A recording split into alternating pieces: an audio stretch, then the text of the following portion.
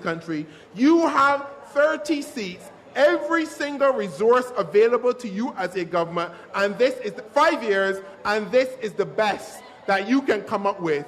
And then I get people making excuses. Man, Ronnie, you know, it ain't so bad. Then trying. It point in a direction. Man, you know, how are you trying with 30 seats, every single resource available to you? 5 years later, you've been talking about education.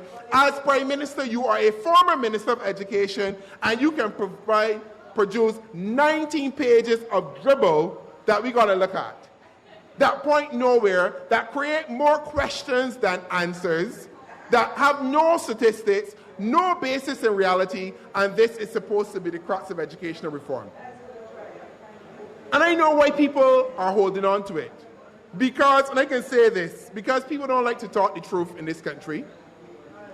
People want the 11 plus gone, right? Understandably.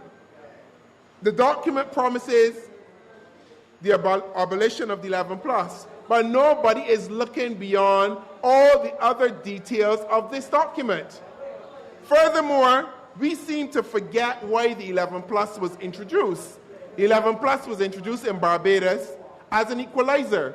And don't get me wrong, I support the removal of the 11 plus. I support reform in education. But if we are serious about educational reform, we have to be serious about putting parents, children, and communities at the center of the reform. We cannot come up with a document that has no statistics, no data, no understanding of what the problems are, but you are trying to tell me this is supposed to come up with the reform of Barbados. Furthermore, how are you classifying and automatically making every single older secondary school in Barbados an academy?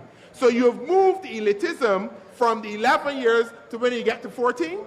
So you're just moving the goalposts? Because in your heart, you do not want to change the system. Because you know what? The boy who lives in Haynesville or the girl who lives in Haynesville ain't good enough to go to Queen's College. The boy from Nelson Street obviously can't be good enough to go to Harson's College. So you want to maintain your elite systems by trying to reform a system and removing 11 plus. But elitism that has been bred into our Barbadian system will not disappear because of this. So I'm telling everybody listening, just because you want the 11 plus gone, still beware of what you're holding on to and what the reforms are proposing. Because the very thing that you're trying to get rid of is simply moved along the line. Ain't gone away.